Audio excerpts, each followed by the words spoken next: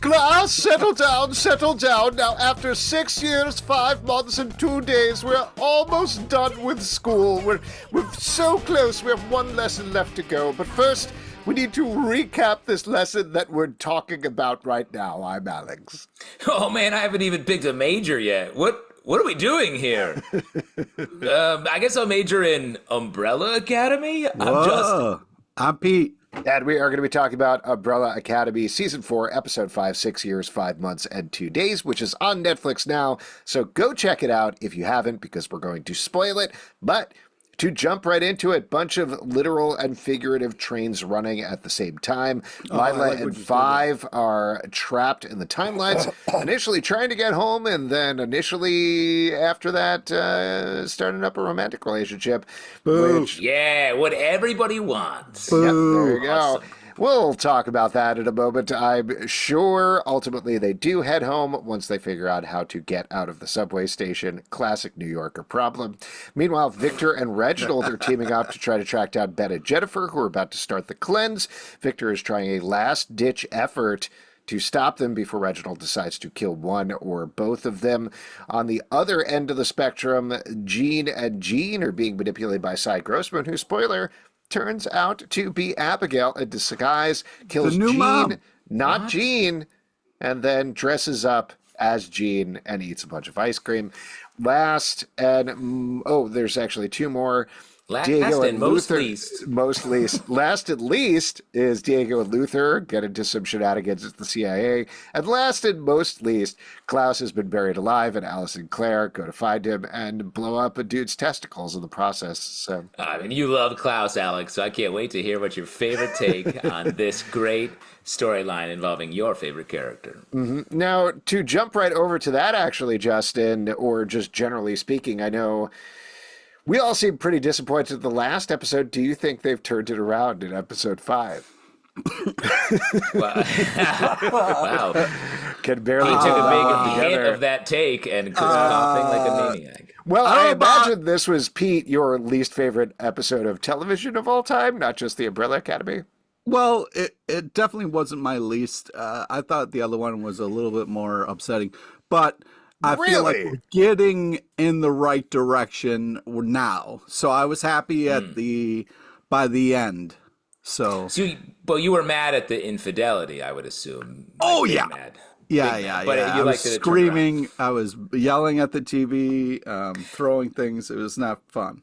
I do think this was an improvement from the previous episode in most of the storylines, except for the Klaus, Allison stuff. I thought this was definitely back on the right track.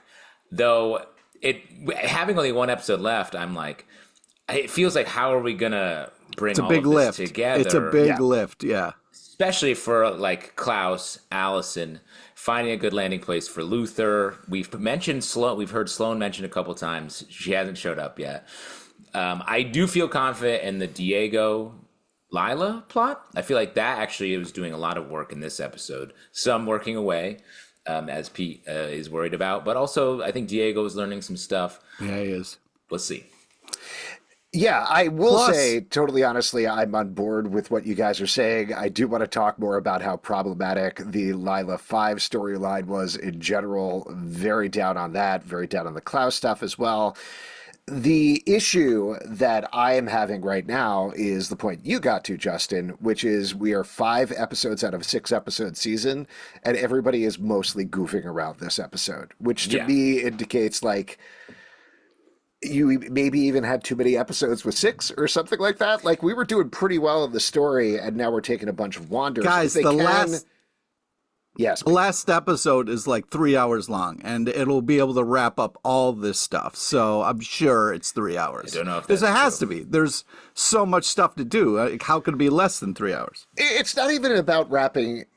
I mean, this is kind of the same thing, but like, it's not even necessarily about wrapping up all the plot. It's about tying all of these things together. Like, how important is it that Klaus was buried alive? I didn't really get much out of that storyline. There didn't seem to be an emotional catharsis for Klaus in any way. Nothing really seemed to happen there. No, well, let's talk about it for a second. Sure. Especially because he's trapped in there, and his first move is to do drugs and light himself on fire, and then that's sort of it. And then the dog comes, and that doesn't mean anything either. And it's only Allison who comes and rescues him. And I guess it's like, what's the takeaway there? Like, you can trust your family that barely wanted to come rescue you to begin with? Yeah, I am not sure. That was mind-boggling to me because I don't even know what direction they would have gone in with this. But as soon as he set himself on fire, I was like, oh, he's going to die in the fire and then come back. So we're going to get something along those lines, and him exploring the fact that he repeatedly gets in danger, which he started the season avoiding all this danger. So if he realizes he can get out of this place by causing as much danger for him, at least that's some sort of arc here. But nope, I felt like I missed something even with that, because he sets himself on fire and he's like, oh no, I'm fire. And then they cut back to his legs and there's no more fire. Yeah. And later he's singing, and I'm wondering, like, oh, wait, did he do the drugs? Because he's just kind of like singing and stuff down there. So I think. I wasn't sure. It was a total miss of a storyline because, like you guys were saying, we didn't learn anything about Klaus. We really didn't learn anything about Allison. This guy, Quinn, who is such a uninteresting sub-boss, got his balls blown up, and that was fun. It was gross. I didn't love the ball. Bleeding physical. From the crotch. That was fun. You know, is that fun? Is that a fun thing, Pete? Well, she was like, well, it turns out I am a ball buster, and while we're talking about that, I'm gonna literally bust your balls. So yeah, that's fine from like a mid-90s Punisher movie, but I thought this show just isn't that. And it also is like, and like, I understand that we're dealing with their powers being different, but I'm like, what's happening here? There's no specificity to her. She's just like Charles Xavier or like a. That's what I was saying a couple of episodes back, is we've lost anything that was special or unique about her she powers. Has mind control powers, but also ball control. So, Dream. Cool. Dream and if she gets hit with a bat in the head, it goes away for like a little bit. Just a minute. A couple seconds, yeah. Yes, enough for his daughter to come in. Sort of to your larger take, what you're saying, Alex, like that this show isn't sort of serious right now. And I think the show has never really been serious, but it was always in a fun way, where it felt like in the middle of a complicated world-ending plot, they were fucking around. And I think maybe just the stakes are high because we know this is the end. So the world is coming to an end from a meta point of view. Like, this is the end of the show, and they're still fucking around. And the biggest example of that for me is in that Klaus scene when he's in the coffin, when we meet him and he finds the drugs. There's this goofy surf music playing, which I was like, guys, come on, let us get involved here. You can't create dramatic tension when it's like, I was like, get out of here. Well, and I think that actually takes us nicely to talk about the Diego Luther stuff, which, like you're saying, it is them fucking around. It is them going to the CIA in the biggest way possible. There's some plot movement there, but again, there's not really the heft, because I don't understand, like, okay, the CIA is also infiltrated by the Keepers, and then they leave, so there's not, it doesn't feel like a snowball rolling down a hill. It seems like in the writer's room, they had a fun idea to, wouldn't it be fun if Diego and Luther were at the CIA in the worst CIA department and then worked backwards from there, which is not, it's not emphasizing the plot. It does give us a little bit about Diego, but it gives us nothing about Luther. Disagree. Hard disagree. First off, it gives us a lot of Diego. Diego's finally kind of like achieving one of his dreams of being in the CIA and being a big team. He thinks this is an elite squad. And then he realizes that, like, through this glasses guy, that, hey, I have a family. I would give anything for a meal at 6 p.m. with my family. Very specific, the time there, which I thought was interesting. Because that's when that's when his mom's making stovetop. Oh, okay, right. Good call. I don't know why I didn't think about that. But then the other guy's mom's making stovetop at 8. Diego gets to kind of see a little bit of a possible future maybe they could for himself, through this glasses guy, and then gets to have a hard look at himself. But what's great about the Luther-Diego relationship is Luther is like, yo, man, I'll let you wallow in whatever this is for a little bit. I'm going to get back to the mission. But then, it's just them as brothers, when they have that moment of we're back and that giant fight sequence, and hilarious that pieces of clothing keep ripping off because instead of regular suits, they got tearaway stripper suits. I mean, that was hysterical. And the setup of the G-string joke, and then you see it later, just so much fun. They were having so much fun. I was having so much fun watching it. The brother relationship and those two being there for each other, it was magical. It was absolute blast. Great use of a song. You talk about music, like, oh, perfect choice. Just, and all the other shit, I kind of went away, and I got to have some fun with these guys again. So I was super happy about that. You love a hairy G-string punchline. A hairy G-string setup and a hairy G-string punchline, and you got it. Pete, I want to say it's very funny to me that you're emphasizing the importance of glasses guy. Yeah. Do you feel like that was sort of you as a man with glasses there? Well, I mean, how else are you going to describe Glasses guy was huge in this episode. Yo, Glasses he came in and told him about stuff. Glasses guy helped him out. He was like, hey, a little help here. Glasses guy came through, bro. It's funny because I saw him as sort of sad sack middle-aged man, right? And you're like glasses guy, yeah, same guy. But I do agree with you, Pete. I really liked this. I think this was a nice revelation for Diego in general, where he's like, finally, I've got my dream, and he's like, sort of realizing like actually your dream is the stuff you already had that you've taken for granted. And that's cool. And they were able to pair that with Luther being fun and funny and just continuing on the path of being like the heart of the show. Yeah. The action sequence, part of the family. Yeah. Well, it didn't make a ton of sense while they were like stapling people's hands, but for no reason. Like there's a lot of stuff in there. I was like, what is this even? Yeah. But it was still fun. I liked the bit. Luther got an elevator fight. Captain America. Oh, Captain America. We didn't get to see it. Yeah. We didn't get to see it, but he did get it. So they ran out of budget, but it was still hilarious and fun. So, I mean, as soon as they all got on the elevator, you're like, oh shit, Captain America elevator fight sequence here. Engage, but fun. It just a blast. What did you think of the cat jumping at the water thing? Oh, come on. That was weird, right? That was hilarious. Great use of the cat. Okay. If you're going to have a slow motion sequence that maybe was lacking, you throw a cat in there and then we're all having fun.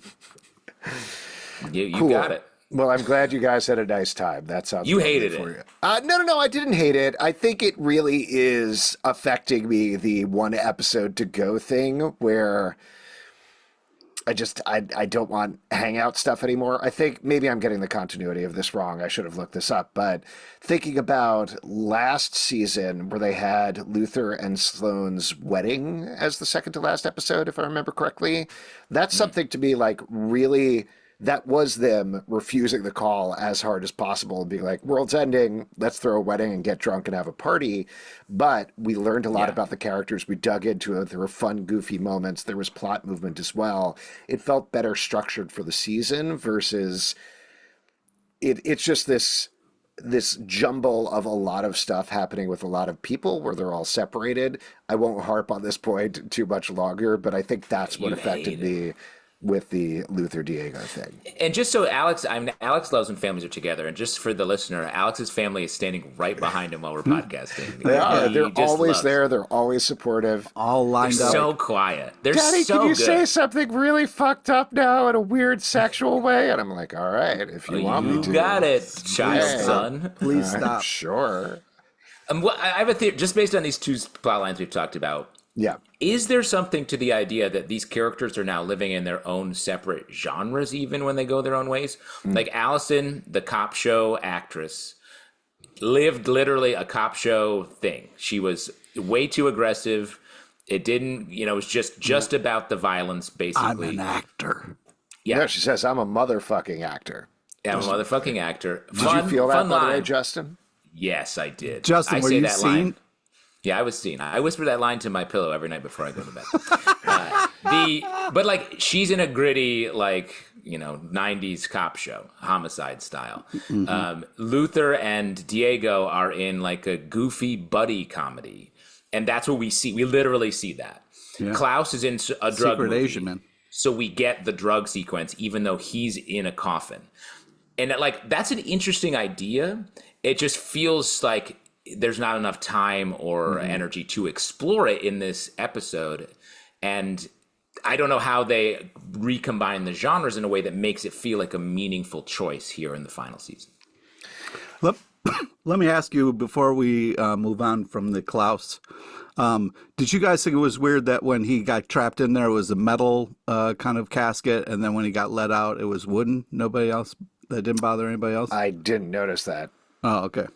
What do you guys think about what dog caskets do you think you would want? Would you want spring for the metal, or would you just go with a little? That's a huge dog casket, by the way. Yeah, that's another thing. It's a huge. I mean, No, my dog gets buried in a human-sized casket. Yeah, Thunderbolt, pretty big dog. I could have used that Thunderbolt peeing on the his own.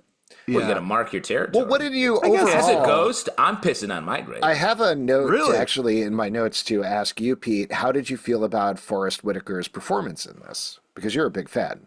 I love Ghost Dog, one of the greater movies of all time. So it was good here as well. He was always.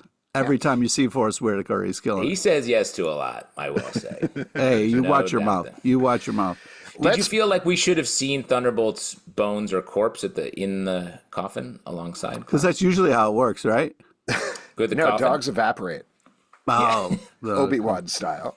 Yeah, all dogs go to heaven. With their bones. It was also weird where you're like, oh crap, this dog's going to murder Klaus somehow. But then it was like, oh, you do drugs? I love you. Who knows what was going on here. Real briefly, let's talk about the Viktor Reginald stuff, which I do think was well done. This is moving the plot along. You called it, Zalbin, with this. When you were like, no, it doesn't matter that it's not really her dad. She just needs to hear that she should have been a part of the team. And we got this. Viktor got what Viktor always wanted, to be an important part of the team. And even though it was the wrong dad, it was still great to hear. Here's the thing. I know I've been saying this. This is my version of everyone needs to be together. That's still the same guy, right? Am I crazy that this is definitely the same guy? He points it out numerous times. He's a liar. All he does is lie. He's a big liar. But he's not. The Reginald from season 1 died. And then they went back in time to 1963, messed with the timeline. This is the version of Reginald who branches off from 1963 and then goes on from there. Yeah, is also an alien, also has the same sort of ideas of Reginald, but never created a Sparrow Academy, never created an Umbrella Academy or anything like that. But is certainly aware of all of that and is the same...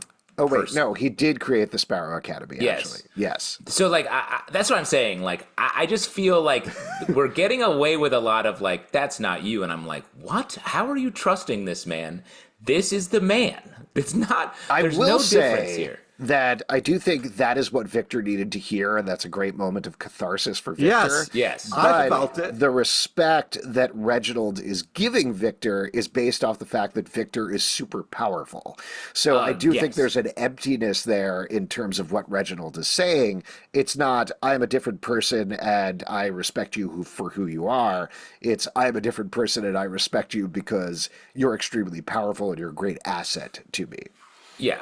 So that's what I'm saying. It was the catharsis that Vic needed. He's still an asshole, and this was another opportunistic moment. And I just still don't buy it that this person isn't also aware of all of the bad things in a personal way. I do think he's acting differently. So regardless, I mean, maybe there's an Uber plan there, but here he is giving Viktor a chance to rectify the situation, and that is something that very quickly we saw season 1 Reginald did not do, based on the fact that he shot Ben and Jennifer in the head immediately. So this, even if it is the same guy, he has been affected by the situations and is 10%, 15% changing his behavior. You're buying it. You're a sucker. You think he's not gonna kill Ben and Jed when he gets a chance next episode? He's gonna try to. I hope he does. He should. Come on. You are Hargreaves. That's the problem. I'm Team Reginald. I also think Vic definitely overpowered. I was like, Vic, crazy. You don't need to do that. Yeah. It was a stressful situation getting shot up there. It's not like. Oh, I was talking about the radio. I was like, chill with the ratings. Oh, well, I mean, no, I was meaning both, but both are true. I do like, conversely to Allison, I do like Victor's new powers. I think they're more focused. I mean, they're much more comic booky in terms of basically being like Havoc, the X-Men character or something like that. But I don't know. It's cool. It looks cool. And it seems like a natural evolution as Victor has evolved as a character and gotten more control over himself. So I thought that's nicely done. And it was a cool action sequence, all those guys firing on him and then him blasting the back. Flying through the air. That was really fun. A little unnecessary with the cars to be like, I'm going to also take this out on the cars that are blocking the road. Pete, you usually love cars. I do usually, but those were especially the cars. Dodge Durango. Shout outs to the Durango. I thought I don't know, I disagree. I thought, Vic was like, yo, we're putting on this channel. Hargreaves was like, nah, B, I'm driving. And then Vic was like, yo, the song is whack. And then Hargreaves is like, nah. And then, I mean, at that point, you got to blow up the radio. Right? Yeah, you got to blow up the radio at that point because, 3 strikes and your radio's blown up. That's the old saying. That's not how you handle a radio dispute. Smashing the radio? While we're talking about the keepers and stuff, why don't we move over and talk about Gene, and Cy Grossman? First of all, this whole thing is a very Ghostbusters style plan, is what I wrote down. Or Scooby-Doo. Yeah. No, it's Ghostbusters. They'd be dude, like, when the fat face the other's gets the pulled Keymaster. Off. Well, that part, yes. It's Scooby-Doo meets Ghostbusters, I think. Thank you. Agree. It's weird. I don't like this. I mean, I'm okay with characters dying, but it feels like they fundamentally changed Gene and then did a bizarre twist that looks bad with Cy Grossman. Like when he takes it off, it looked like I think, CGI'd Abigail's face on David Cross's body, and it looked strange. It looked like it was just floating there. Maybe I'm wrong. Agree with you there. It did look a little weird, but I also think it's weird. They set up Gene and Gene so well to be these great villains, and now they've just sort of like run out of time with them or whatever, and now they're just getting like murked for no real reason. Like, and I still think we're having fun. Like him eating the whole reason. Come on, bro. The whole ice cream cone I thought was funny. Good time. But like the Abigail, like I'm like Abigail's there. Is she with Hargreaves? Is she like now a rival and she's an alien like Hargreaves? Maybe she's the Hargreaves and like there's like I don't know. We don't know what it is. We just know something's coming. But we lost the more interesting villains, I think, in the wash here. I agree with some of that. I just think that like it's disappointing for a new mom because I had high hopes that this was going to be the mom that really kind of keeps his family together and is what people need. So that was a real disappointment kind of / shock when we did the Scooby-Doo reveal. And I'm worried because Gene and Gene was such a comedy duo that just brought just sunshine to this show, and the fact that they're fumbling it towards the end is pretty upsetting. And just to clarify something, Justin, Abigail and Reginald are both aliens. They're from another planet. As far as we know, it hasn't been entirely explicated. That's where she created the Marigold, the Durango. Yeah. Their planet was destroyed by the cleanse, so they came to Earth while she was in stasis on the moon, etc., etc. Yes, I'm aware of that, but like, why is she pushing for the cleanse to happen? That's what I'm saying. Like, I'm sure, but also like that information came from them. The whole thing with Hargreaves is all he does is not tell them the truth. So like, yes, maybe. But also, what? Why? And they don't give us any motivation or understanding. The only thing we've really got from her is she likes these kids more than the robot mom. And she made Durango, something that a team of engineers at Dodge headquarters also say. Yes. So, like, I am curious what we're going to have happen here at the end of it. Because I know it is an outlandish theory to be like, maybe that's the Hargreaves has taken over the Abigail body, but like, that to me is very much on the table for this show. Mm-hmm. And just to clarify something you said there, Justin, both parties equally as proud of creating Durango. You know what I mean? Yeah. And both worried about the adverse effects it could have on society.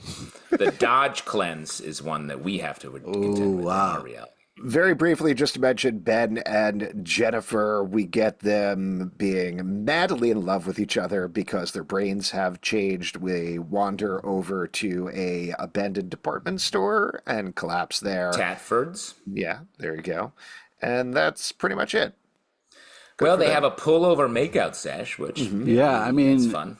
love is sickening, guys. It can really, kill you inside. So that's what this show is talking Pete, about. what is happening with you? Well, let's turn to the biggest romance of the train show wreck. then. Is Lila and Five. So Lila and Five are in the subway for a very long time. Ultimately, they decide to go to the place with the nice strawberries where they kiss, they fall in love. Five, out of absolutely nowhere, finds a book that he wrote with his instructions on how to get out of the subway.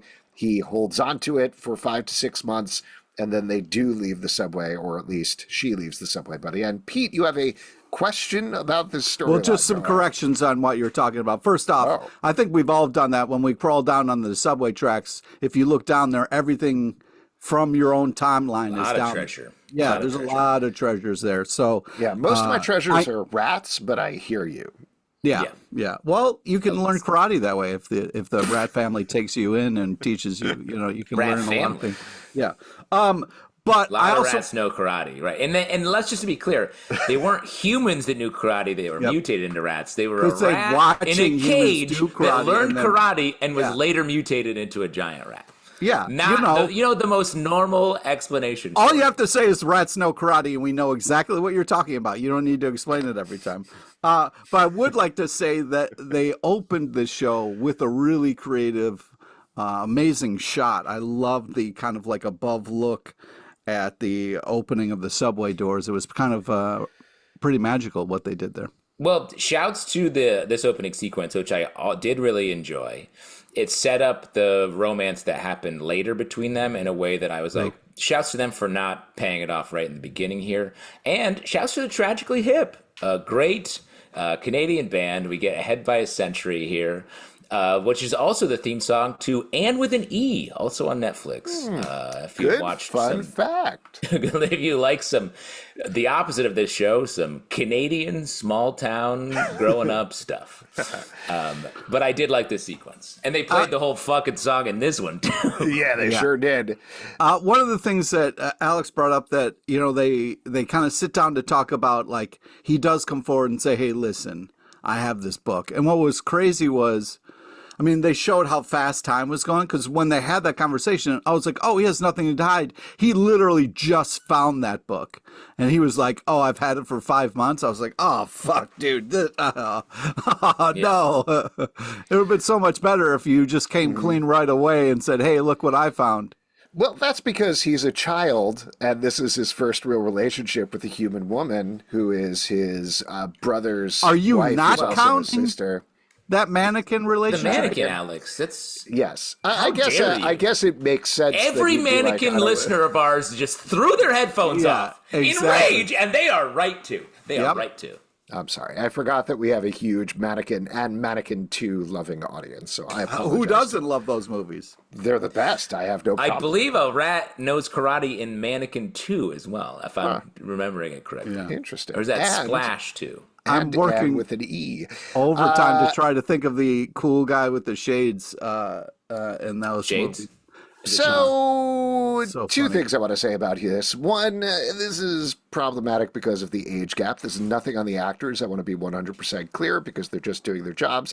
But the fact that Aidan Gallagher was a 15-year-old, I believe, when he joined the show and was 19 when they're filming this, versus the actress who is 35-ish or something like that. Weird that they threw them together. Also, the fact that, like, at least when they're beginning, he's supposed to be the same age in the show, which is 19. And then granted, they're together for like 6-ish years. So he ends up mid-20s and she's mid-40s. Well, plus he's lived a lot of other years over the course of the series. It's weird. It's tough to suss out this stuff in terms of science fiction. But I do think it's strange at the very least and problematic at the very worst that they put these two actors in this situation for this storyline. I just think it's not great. That's all. Also, did you think it was weird that it was like it seemed like she was really into this relationship the whole time, and then they kissed, and she was like, "How dare you? I'm not into this at all." And I was just kind of Well, like, "Well, no, I I'm think glad I you're saying this, but I wish you would have made that clear super earlier, so they, Wait, what do you mean? Because they kissed and she was like, does this feel weird? And then he says no, and she says, no, I don't think it's weird either. It's weird that this is not weird. This feels so natural to me. yeah, that's the thing is like, and then beyond that, their relationship goes on for months and months after that. So Yeah. like, it definitely continued. But I think she says it very well. Like after he reveals that he has a path home, she's like, "This is survival," and like, I think that's your squeamishness aside, Alex. I think in the world of this story and the sci-fi of it all, like he is of age. His body looks that way because that's his curse or whatever. But like he's lived many years, decades. He's like in, I don't even remember how old he is. So I think that's fine. And I really liked the way they sort of Lila explained, like, look, I have kids. I want to get back to my family. This was what was happening now because we were surviving and we are the only people. But I don't think the that's true. I think she was doing that to hurt him to get out of there. Like, she does want to get back to her kids, and she's angry about him holding back on the book. But it does feel like there are real feelings there between the characters. I think there can be real feelings and also be like, well, but given the choice, this was survival. Developing these feelings and being with you here is part of that. I don't think they're contradictory ideas. All right. as mad as I am at this relationship, I did think it was really sweet when Lila was like, I need my kids need me. I thought that was kind of nice. Yeah. When I dated a mannequin for several years, that was Right. also survival. I've made that clear. And also, to be clear, I think like this is a pretty typical sci-fi trope, like we're talking about here. There was, I don't know if you guys watch The Magicians, but there's an absolutely fantastic episode of that called, I think it's A Life in a Day or something like that, where two of the characters get trapped in this time bubble type thing and live their entire lives in there and ultimately fall in love. It's stunning. Go check it out. It's great. There's also, and I'm poking Pete's bear here a little bit, but there was a recent run on Amazing Spider-Man where they almost exactly did this storyline where Mary Jane gets trapped in another dimension. Yeah, we because- don't need to relive that. You don't have to relive nightmares. Well, so for- like Lila is kind of like Mary Jane in the scenario, and Five is kind of like your favorite character from the really comic go books, fucking- Paul. Who she falls in love with over a course of Also, several years. Also, Magician, in the What? Magician, there was a real. I was pulling for relationships that didn't work out. As well. It was really painful. oh, you for did me watch as The well. Magicians. Yes, I did. Yeah, Wow. great Also read episode, the right? books. We were trying okay. You didn't bring that up 1 second ago when Alex was talking about it. I thought and he just was to be fucking with clear- me because he knows we've talked about the Magicians. You have. I don't I've remember heard you guys everything talk that about we've talked about, Pete. We've talked about a lot of things. All I That's remember nice. is the Umbrella Academy, to be honest. What a beautiful understanding. Yeah, I'm a one podcast at a time guy. The thing that I think we should really be clear about is when Alex said, I hate to poke Pete's bear. Pete does have a bear, and that bear sits behind him every time we record this podcast. And honestly, Alex, you poke it too much. Because who's going to thank get you. mauled? Pete. And the thing is, you know who is mishandled a bear? RFK Jr. And Pete, shouts to you for keeping that bear alive. Very correct. Thank you. Once again, I got to get this episode up quick so we can really like. We've really capture covered the RFK bear storyline on this season. And that's us having fun like Luther and Diego. All right, so just to break it down, I thought the storyline was problematic, but you guys loved it and had no problems with it. So we can kind of. I'm wrap not up saying from there. that. I'm saying like I appreciate what happened here, and I'm not as you seem to be unsettled by the actors more so than the actual story. Yeah, because I think maybe it gets back to just looking at the show, forgetting about the outside of the show for a second. Maybe it gets back to the fact that like you can kind of see this coming, but it felt like at the end of the third episode there was this swerve away from the growth Diego and Lila had shown towards the relationship to Diego's like, I'm going off and doing this thing. Lila's going off and doing this thing. Well, no, actually Diego wanted to stick with it and Lila just changed. And she actually changed right after Klaus looked at her and said, you actually seem the most self-actualized.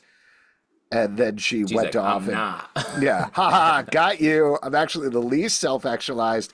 I need to go out and eat, pray, love with my younger brother and hook up with him. I'm Well, hoping they're that not related, Alex. That's cheap. She came from the I outside. know. But I'm hoping. let me. I think Lila and Diego are actually parallel. For as much as they think each other's different, they're actually the same. It's just different goals. He's like, I want to be a hero and be in the CIA. She's like, I want to do cool missions. They both go and do that. Realize they don't want that. They want their family at the same in this same episode. So it actually matches. I think That's exactly what I want to jump in there, because I'm hoping next episode they're going to see each other and just kind of start just running towards each other. Some beautiful music will be playing, and it'll just really get you in the feels. You know what I mean? Yeah, for sure. Like we've been saying pictures. across the board, I think I will only speak for myself. I'm not going to speak for you guys, but a lot of this has to do with how it wraps up in the final episode. Like, how do they've thrown a bunch of balls up in the air. How do they actually land? That's going to be the question. Well, if you throw balls up in the air, we got juggler. Ball Buster. Yeah, that's just gonna. It's just Hey gonna guys, bust you all want to come those see my balls. juggling act? Whoop. How is this going to end? I don't know. Oh, badly. Oh, it ended badly. It fell. You dropped it fell. Well, we'll see what happens. Any other notes for the episode, Justin? Yes, we get we end the episode on a cliffhanger. Play the song. Now that's a weird thing to hang out there, and it made me think meta. Like, you're the end of a show that's been like, it's pretty solidly successful on Netflix, huge audience, decent budget. They're blowing some money on this song, right? What song do you think it is? What's a high value song that you think they're dropping to be the Keeper's siren song? My Heart Will Go On. There was recently, to keep current, that flap about the Trump campaign using it. So that's what I think. She's like, I just sold it to Umbrella Academy. I can't have you do that's it. my one qualm with your using. Pete, you have I'm a pick? hoping they're going to play Summer Breeze as they slow motion run towards each other. Very specific. That's not the most expensive song. I was thinking, based on the way that and again, this is something that will be disproven seconds after we start this final episode. So we're probably all going to be wrong, but my first gut was Paint It Black as the song. Also, very if they did different a better guesses. job of tying in Ghostbusters, it'd been nice as Allison said, "Busted makes me feel good." After she did some ball busting. Oh yeah. I did want to point out one thing that I think is a thing that they show. Do you think Ghost Balls are going to come back next episode? Oh man, Quinn's Ghost Good Balls? idea. Thunderbolt and Ghost Balls. Yeah, I think so. But Thunderbolt and Ghost Balls. I do love how they Thunderbolt and showed. Ghostball. that's a spinoff. Oh boy, I do love how the restaurant is called King Reg, and it's a picture of Reginald, kind of cartoonish style. But which Reginald is it, huh? Exactly. The same. They're all the same. Oh. The two things I wanted to say, or I guess I'll save one of them for our favorite line reveals, but Luther, dead serious performance, not the moneymaker. Shouts. Yeah. All right, well, why don't we move to our final section and talk about top marks? What was your favorite line, scene, and character from the episode? Justin, you seem locked and loaded, so take it away. I am loaded. I want to give it up to Diego in this episode. Great work, great transition. He got to have his fun. He got to have his moment. So really like that. For scene, the office fight sequence was a little too weird for me. I'm going to give it up to the tragically hip scored opening sequence. Very cool. And line, one of the grossest ways to say anything, I gotta chop a log. When Glasses guy, the true hero of the show, coming through. is talking about having to take a shit. He says, I gotta chop a log. Yuck, too visceral. Pete, what about you? I'm gonna have to go with Luther on this episode. He's just holding the whole thing together and whooping ass and doing it in style. So, loved it. My favorite line was Klaus saying, "Thanks, Thunderbolt," as they kind of ran away. So it was just a throwaway line, but it got me. Yeah. I'm going to choose Viktor for the episode. Again, I really thought, regardless of what Reginald was doing, Viktor's the new Klaus. Good emotional catharsis there. Good action sequence, like that quite a bit. Line-wise, I'm going to throw it out to when Luther and Diego get to the office, and Luther compares it to Sunday brunch at the strip club, and he says, "This is legs and eggs." That's great. Very funny. That was very funny. And scene-wise, I actually did like the action sequence at the CIA. It was nonsensical, but smashing the clock over the guy's head, spraying him down with a fire extinguisher, just the guy in the corner eating hard soup or whatever. I don't know what that was. It was like chowder, but congealed. Oh, really? I was thinking it was like rice, like yellow rice. I'm not sure what it was. It was just something yellow and strange, but very fun. Didn't seem like it's worth risking your life for. Well, absolutely not. It could be some pudding or something, you know? Pudding! This guy loves pudding. Ooh. Hey, as glasses guy, Pete, you're saying you'd go for it, you'd throw your hand up, risk getting it chopped off for a little pudding? Dude. Especially if it's good pudding. Come on. What are you having for lunch today? Adult? Oh, another bowl of pudding? Okay, well, see you tomorrow. Oh, you've never been there? You've never been there? Come on. I've never eaten just pudding for a sit-down. And that was in one of those large soup containers that they drink water out of on the Bear. That's a lot of pudding. That's a lot of pudding. That's a amount. Carl from Walking Dead size pudding. If you're just having pudding, that's the perfect amount. I mean, come on. For sure. Just pudding. And your tubby feels great after that lunch. And My your new tubby chain restaurant, just pudding. Just pudding. Pudding makes me feel good. Yeah. If you'd like to support this podcast and all the podcasts we do, patreon.com/Comic Book Club. Also, we do a live show every Tuesday night at 7 p.m. to Facebook and YouTube. Come hang out. We would love to chat with you about the Umbrella Academy, Apple, Spotify, Android, or the app of your choice. To subscribe, listen, and follow the show at Comic Book Live on Twitter/X, Comic Book Club Live on TikTok and Instagram, comicbookclublive.com for this podcast and many more. Until next time, come back for final exams. For Alex, his family, Pete, his bear, me, and all my mannequin girlfriends sitting behind me, we're signing off. Maybe the song's going to be Baby Shark.